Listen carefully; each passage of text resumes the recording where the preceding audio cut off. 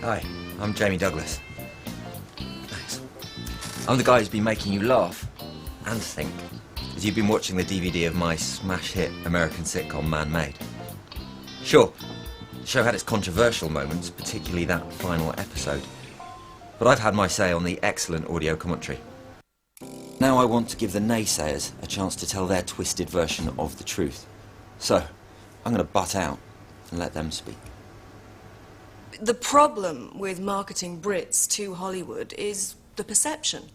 Americans see them as too intellectual and a bit gay. And with Jamie, of course, they were half right. I was developing this sitcom called Maid, and for the lead part, the Maid, as it were, I needed an unknown, a blank canvas, a nothing. Jamie was perfect for the role of the male housekeeper. Well, I think a large part of why the show took off to such a good start was the name, Maid. I mean, what a great gag. But Jamie tried to get it called Jamie Douglas's Maid.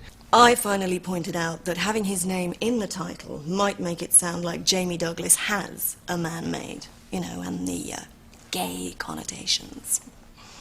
And then he changed his mind just like that. Cut to flashback. I'd been over in London, England for meetings with Noel Edmonds. There were scheduling conflicts. I never did get to meet her. But while I was there, I caught a rerun of this cute little TV show, and I thought, hey, this could really cross over. It was called The Upper Hand, and it was crying out for an American remake. I'm sorry to interrupt, but what he's not telling you is that The Upper Hand was a remake. A British remake of Who's the Boss, the American original that his network had made. So he paid $5 million for the rights to something his employers already owned. Nice one, Weinberg. Here's a scene from the first episode of Who's the Boss. I'm Tony Maselli. I'm here about the job. Oh, I'm sorry. There must be a mistake. This job is for a housekeeper. That's me, Mr. Goodmop. Well, my mother's screening everyone. Did you meet her? Yeah, yesterday. You know, she gave me the once-over, kicked me in the tires, put me up on a rack. Well, she should have checked under your hood because you're the wrong sex. It's pretty funny. But how do you make it work for a British audience? I'm here to help you. Here's how they did it on The Upper Hand. I'm Charlie Burrows. I'm here about the job. Oh, I'm sorry. There must be some mistake. This job's for a housekeeper. Yeah, that's me. Mr. Mop. But, well, my mother's interviewing everyone. Did you meet her? Yeah, yesterday. Oh, don't worry. She gave me the full MOT. You know, checked the bodywork, kicked me in the tires, put me on the ramp. Well, she should have looked under your bonnet, because you're the wrong sex. I felt there was so much more we could say to make the scene funnier, sure, but also sexier.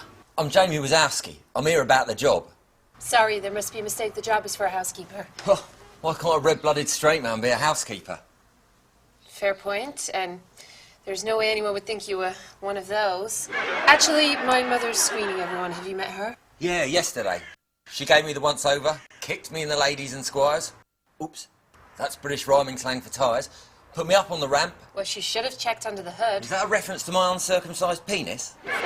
Anyway, the point is that you have a penis. You're the wrong sex to be a housekeeper.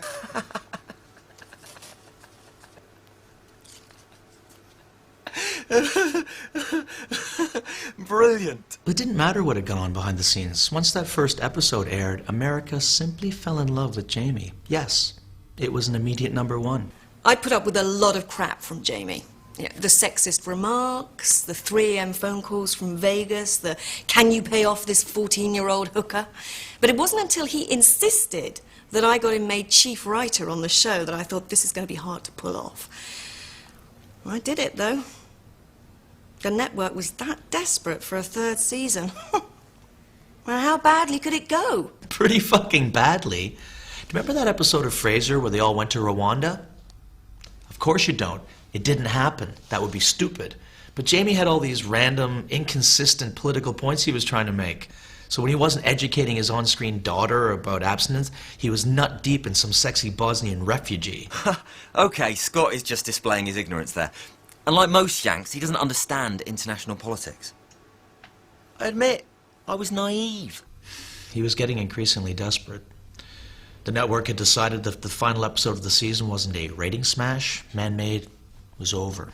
So Jamie got to writing that final, unforgettable episode. I told him I personally don't find abortion funny. But Jamie said that's not the point. If 100 million rednecks want to see him gun down a homosexual abortion doctor on a primetime sitcom, then that's what we should give them. And, you know, I could see his point. But when the episode only got 1.5 million viewers and 1.5 million complaints, well... That's 3 times the number of complaints that CBS got for Janet Jackson's nipple reveal at the Super Bowl. That's like 3 nipples. Well, I guess AIDS would have got you if I didn't. So I guess you're free for a drink after all. Dad?